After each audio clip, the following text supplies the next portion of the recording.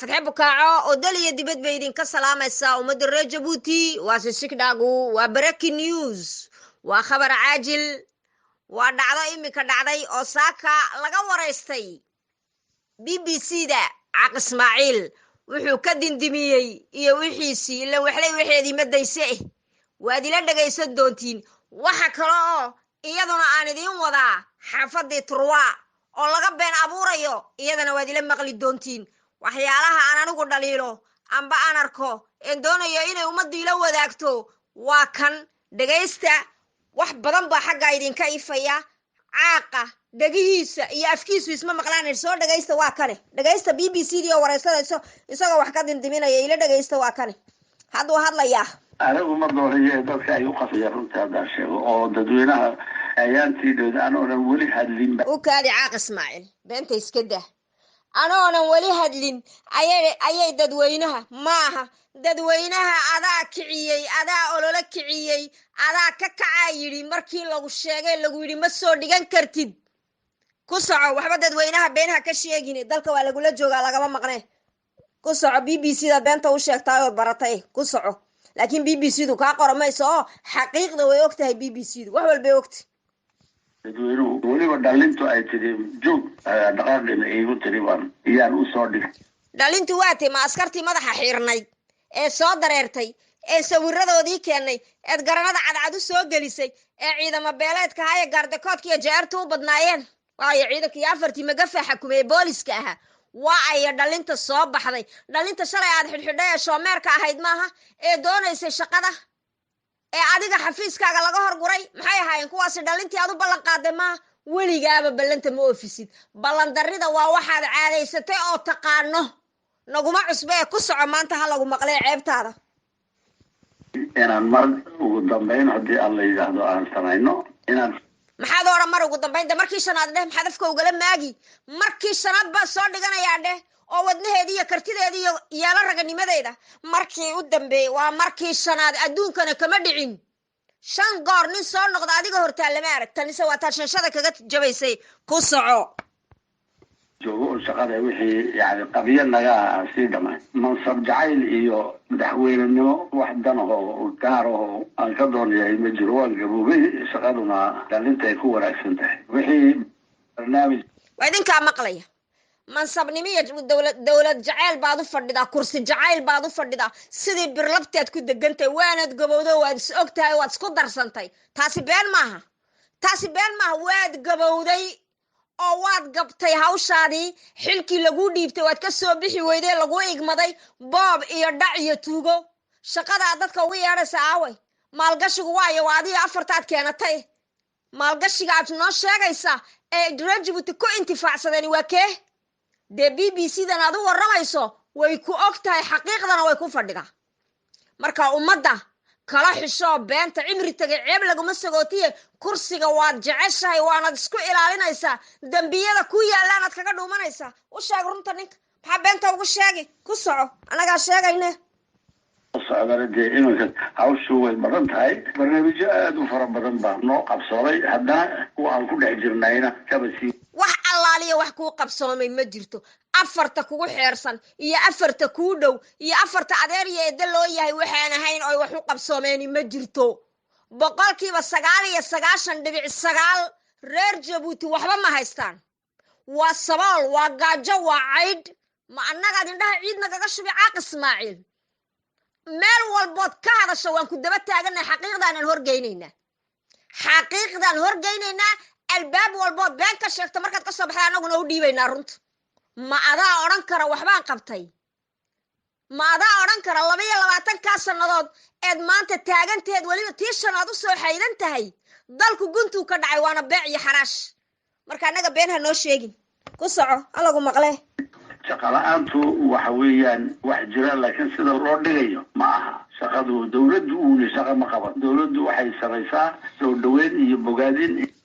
shaqada la'aan baa jirta dawladdu qolo iyo qabiil iyo qurun iyo docayn iyo nin jeclaysi bay shaqada ku bixisaa aqoon iyo degree iyo paragraph iyo background kuma bixiso taa waan isla ognahay waanad ogtahay adu allana waa ogyahay anna waan ogahay maxaa beenta ku fali ciidanka hadday tahay waayo wacay subag leh adeeru ma tihid amaagan damaagan maaha maxamed jaamac waayo marvin gay adeeru ma tihid armedaleerku waayo wihiib adeeru ma tihid maarinka ninka xalana la yidhaaho adeeru ma tihid kulli ninka qure wihiib baa ka nin reer Djibouti inta kale shalay bay dhulka yimaadeen ciidan iyo calanka nooma dhalan adaa meesha keenay oo qabiilku keenay dawladdu waxbay bixisaa bukle dawladdu waa dadka dhabarka ka jabisay ee hantidii iyo maalkii dalku lahaa afar wiil oo adiya adeer loo yahay inta lagu sooray lagu leeyahay dawladdu waxba ma bixisa ayaa xisho waan ka dheergnay xisho ku soco magaranaysa ay tirtirsiiso maalgeliyayaasha ama gudaha ama dibadda wixii anagu aan qabanayna 60 iyo 70 iyo baan ka niminay oo maxaa tirtirsiin waxa tirtirsiisa waxa aad wax u qabataa waa inta adiga ka agdhow ee kula majaalista ee kula fikira ee dalka dhacaysa ma adaa wax tirtirsiya ma adaa caruurta yaryar u sirbaxa ma adaa dadka maartay cadaalad u eega caaq Ismaaciil hore lagu ogaa maanta xeeriye fandhaal way kala hareen ku soco ceebtaadii way iftay waxa tahayna anagu fagaaraha waa ku keenno waa ku barnay inta kalena waa la keenay BBC da beenta u sheeg BBC way ku ogtahay de atanna ma joognayna saadi Allah dalka Djibouti doorasho ayaa ku soo foolay bil kadib waxaana sanadkii 2014 jiray heshiis idinka iyo mucaaradka wada gaadheen oo dhigayay in dhinacyada siyaasadda isla soo dhisaan guddi doorasho ka madax bannaan wasaaradda arrimaha gudaha mucaaradku waxay ku andacoonayaan in heshiiskaasi uu dhanka dawladda ka socon waayay maxay tahay sababtu ragaas anagu sida loo sameeyo 49 markaas ka soo bilowdo waa beenti 49 bisaga doorasho ku jiray bisaga doorasho gali jiray waa beenti 77 buu madaxa la soo kacay intii hore dayday dhulka iska taagan buu ahaa markii 74 shaqada laga eriyay muxuu dadka beenta uga sheegay 49 taariikhdeed Djibouti kaga jirtay caaq Ismaaciil maxaa beenta ku fali waa footay 49 bal magaalo dhageysta anaga food ku jirnay foodna kuma ajirin lagumana aqoon meelaad sumcad ku leedahayna ma jirin taariikhda meelaad kaga jirtayna ma jirin kuwan aad leedahay mucaarad tayale maaha waa kuwa aad biqistay oo cagta hoosteeda gelisay oo xuquuqdoodii iyo xurriyatul qowlkiiba ka xarintay ma adaa oran kar mucaayara talayari ma jiro way jiraan ragii ku bedelayay way taagan yihiin iyagoo aqoon iyo cilmi iyo karti iyo raganimo leh intooda badanna waa disho gacantaadaad ku khaarajisay markaad naftaada uga yaabtay waad khaarajiso waad ogtahay marka maxaa beenta ku fali ma hayno kulay waa mucaarad tayale way joogan laakiin wax kula soo dhiganayo tuuga mooyaane maanta ma helaysid ku daacada waa lagu wada nacay khalaas intii daacada ahayd way ka fakatay waa lagu bartay laakiin ku aad siiso garaamo oo kula soo dhigta waan u fadhinaa anagu maanta hadii Ilaahay yiraahdo ku soo u sheeg beenta BBC da way kugu taqaanay maanta doorasho uma ku jirta waxa aan yaani wasaaradda arrimaha gudaha iyo ka shaqeysa waxaasi guddi madax bannaan uu jira oo jiri jiray heshiis waligeed guddi madax bannaan inta aad timiday mana jiro beenaale faajira kaahina tahay goormaad guddi madax bannaan samaysay goormay doorasho xor oo xalaal ka dhacday waxaad boobtood marorsato mooyaane goormade taariikhda bay doorasho xor oo xalaal dhacday nadhe dhagahagi afkaagu isma maqlaan nadhe waa kana dhageysta reer Djibouti qurunkiisi baa maanta socday dadkaasi aad sheegayso aan la sameynayna ku anagu aan ka baxnamayna ayaga uma ka baxa mar walba kolka ay arkayaan inaanay u suuroobaynin inay wax helaan ay durmaan qaataan oo ay xagee ugu suuroobayn way u suurowday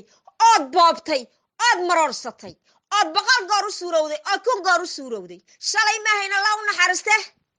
Muuse Ahmed ninkii aad ka marorsatay ma adaa oran kara waa lay doortay waa muquunin iyo boob baad ku fadhidaa meesha iyo burcadnimo cid ku jecel oo ku doonaysa ay ma jirto raggan aad leedahay waxba ma hayaan way hayaan kartideedii way leeyihiin ciidan iyo calankanna way kaaga leex jecel badayna dhulka u dhasheen mucaaradka aad ceebeynaysa beenta ka sheegayso kuwa gaar kuwa ajiro adiga jeebtuuga kugu jira mucaaradku iskuma wada jira beenaha ka sheegin kuwaaga sheeg oo noo sheeg kuwa adiga kule maartay ee shaqaysta waan ognahay annagaana dibadda keeni doona haddii ammaanada la haye walba ka qaydiyaan kolka meedaanka kaalada la yidhahdana etimada lama arko oo tayo leh dhalaarta ay doorasho imanaysa bay yidhahdaan waxaan nahay xisbiyo waxaan nahay mucaarad oo sidaas maxba lagu maxro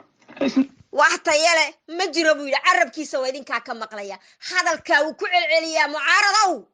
maanta ninka la soo dhigta ee u xalaaleeya mandaaga shanaad waa khaayimal qaran ma ogaanteed lahaada waa khaayimal qaran ninka maanta la soo dhigta ee u xalaaleeya ee ka foojignaan waaye qurunka u wado cayda iyo ceebtaa idinku wado idinkoo og maanta ul kala dhuunta ee u xalaaleeya qarankaad waxu dhinteena ogaada waad dambiile qaran baad noqonaysiin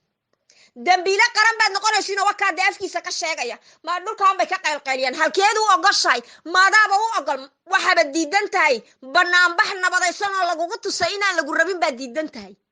banaanbax ninka diidan ma xorriyatul qowl buu ogolaanaya mucaaradka lugta hoosteedaad gelisay mucaaradka edeg baad ku xidhay mucaaradka waa dulmido waa dullaysay uma ogolid xaq uma ogolid cadaalad markaa maadaa hadli karaa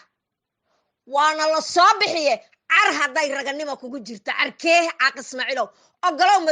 banaanbax nabadaysan adiga waa laguu soo baxay mucaaradka ku nacay iyo shicibka ku diidan een ku rabin ha soo baxaane ogolow car haddaad nin tahay ilan waad asaasaqdo waad isog tahay ku soco maanta sheegeen hay'adaha xuquuqda aadanaha dowladdaadu waxaa la sheegaa inaysan wax dulqaada u haynin dadka dhaliila siyaasadaada oo haatan dadka idin xiran waxaa ka mid ah Fuad Yuusuf siyaasiyiintii mucaaradka ugu tunkoonaan waddanka way ka carareen marka doorashada xalaasha ah ayaa doonaysa in dalka Djibouti ka dhacdo maxay tahay dhageyso waxaad aragtay dad bila cabasho amyada qoys ku lahaatay haddaad dhex joogsato waad helaysaa qof cabanaya dee qof cabanaya waddanka looma joojiyo waa la wada cabanaya qoys ma cabanaya qaran baa cabanaya afkaaga qoys baa ka batay waayo madaxweyne qoys baa tahay qoys baad ku leedahay cabasho male qarankoo dhan baa cabanaya qoyska problemka familiyaalka ee reeraha dhex yaalaad example usoo qaadanaysa war qaran baa laga hadlaya caaq ismaaciil qarankan baa laga hadlaya cabashadiisa ciidan iyo calankan aad adigu goonni u leexsatay toomi u xalaalaysay baa laga hadlaya markaasaad ku leedahay mucaaradkii way kaaga yaaceen waa run wuu og yahay de ninka BBC-du aawe mucaaradkii soo kuwa dibadaha wada fadhiya ee hadday soo galaan atigid aad u goynayso maaragtay gabood sidee aniga layga hadliyo sidee aniga wax layga sheegay aad dadka ku laynayso eed qaar badan ku dhammaysay gabood eed qaar badan ku laysay gabood ma adaa hadli kara ma adaana odhan kara madaxweyne qaran baan ahay waxaad tahay khaayimal qaran laakiin saliilduus baa ku sugaysa lagaana hadhi maayo waanan kaa tashanay kumana rabna adduunkuna hana maqlo waana soo baxaynaa indhahaago shana talabaadna qof dembi galay lahaynaanan la xilin meesha ay ka timid ma garanayaan daraarta uu nin dambiilo noqdo ayuu siyaasi noqda weligii isagoo siyaasadna arkin caskari ah shaqaysta daraarta uu laguma odhan dee Fuad Yuusuf cali waa maaragtay waa siyaasi laguma odhan baadil buu u xidhan yahay wuxuu u xidhan yahay inayna kaad adeerka u tahay laakiin kii ku tacshiriday ma xidhna kuwa dalka dhacay ma xidhna kuwa dalka dhibaatada ku haya ma xidhna inan kaa yara miskiinka wiilkaaga caynaasho la-eg ayaa doonaysa wuxuuna ahayn inaad sanka ka geliso dee kaama yeelayna anagu kaama yeelayna BBC daad ka hadli waan kaa daba hadlaynaa gaaladaad u dhuuban waanu sheegaynaa malafkaaga waanu dhiibaynaa meel walba cagtaan kuu saaraynaa ilaa aan gabood ku geynana kaama hadhayna caaq ismaaciile ku soco beentaada hala bartee dambi uu doontay uu sameeyo uu dalka khiyaameeyo uu xoolihii dowladda jajabiyo oo uu dad laayo ayaa lagula aaway Fuad yuu dilay dadkuu laayay xoolaha dowladdu jajabiya aw isagaaba mushaharkiisa idinkala ah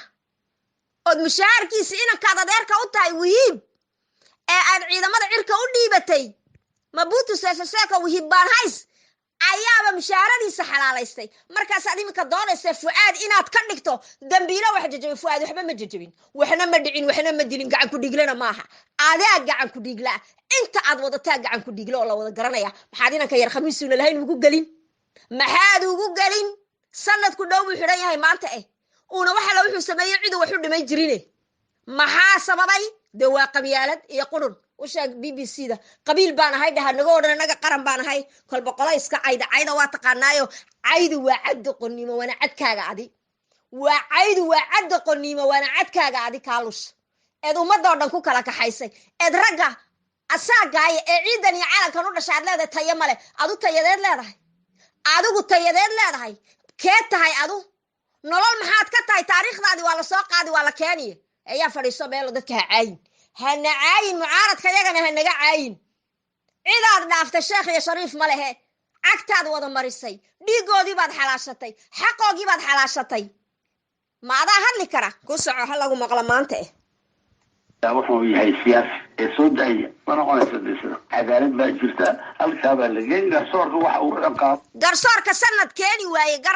garsoorka sanad la horgeyn waaye garsoorka xukun ridi waaye garsoorka aad adigu u sarreysay laada maxkamadda u sarreeye xaakinada adaa u sarreeya la soo dhaariyay adoon lagu dhaarin bad xaakin tahay aqalkaaga fadhidood saa doonto maxkamadda ka yeesha aw maxkamadda xorta ee xalaashi aw garsoorka xorta ee xalaashi garsoorka adiga ka shidaal qaata miyuu xukumi karaa dad waxa aad adigu ku amartoon buu noqdaa xukunku laakiin fuaad waad u dhiman waanad eeday haddada aan kula hadlayo dhammaantayana fuaad baan naho kama harayno gabasaan naho kama harayno dhalinta Djibouti oo dhan ee xidhan baan nahay ku soco ceebtaada ha lagu maqle sagaal anagu mari ugu dambeyntii markii madaxweyne sanadkii 2011 waxaad sheegtay inaadan mar kale u tartami doonin xilka madaxweynenimo ee dalka Djibouti inkastoo wixii ka dambeeyay aad u tartantay haddana aad u hanqaltaagayso dalka Djiboutina waxa toddobaadada la soo dhaafay ka dhacay dood waxay dadku ku dalbanayaan inaadan mar kale soo sharaxin goorma dadka kale fursad siinaysa ay maadida doorashada ma kaliya ma dhigtaan doorashada kaliya anigu ma dhigto ninkii imaayayna maadaama waa u furan yahay shan noqdaan toban noqdaan in diidi kartaa ma jirto meesha 12 uu yiri dema soo noqonay maantana waa kan xaydin ma kaliya baan dhigtaa kalidii buu dhigtaa afar uu samaystay buu u yeedhaa oo la dhigata doorasho xalaal ma badhicin afar qof uu samaysto laba qof uu samaysto lacag siiyun buu ilaa soo dhigo kala ii ansixi doorashada shanaad yaadi ma kana orante sidii kuwii hore baad oranaysay laakiin maanta way israaceeno ka ku ansixiya ee kula soo dhigtaa ilaahay sul gaabtay ha ka dhigo ilaahay sul gaabtay ha ka dhigo qaranku wuxuu dhimay qaranku qaayimaya ka maanta adiga kula soo dhiganaya waanan ku nacnay ufuuf baan ku niri kumana rabne iska soco kuma rabne xilka dhig xal ma haysida xilka wareeji madaxweyne qabiil baa taa qurun maartay doonaya dadka inuu ku maale laakiin waan ka diidnay reer Djibouti waa idinka maqlaya mucaarata yale mala wili dadka u dhuumanaya doonaya inay u xalaaleeyaan mandaaga shanaad qarankaad wuxuu dhinteen oo waad khaayinteen qaranka ogaada dambiilayaal qaran baa laydin kula xisaabtamaya dambiilayaal qaran yaa laydin kula xisaabtamay idina dayn mayno hadii ilaahay yiraahdo amaanada la hayo ogaada lama soo dhigan kartiin caaqa reer Djibouti ogaada ninka ina khaayime u xalaaleeya waa dambiile qaran waan ku tashanay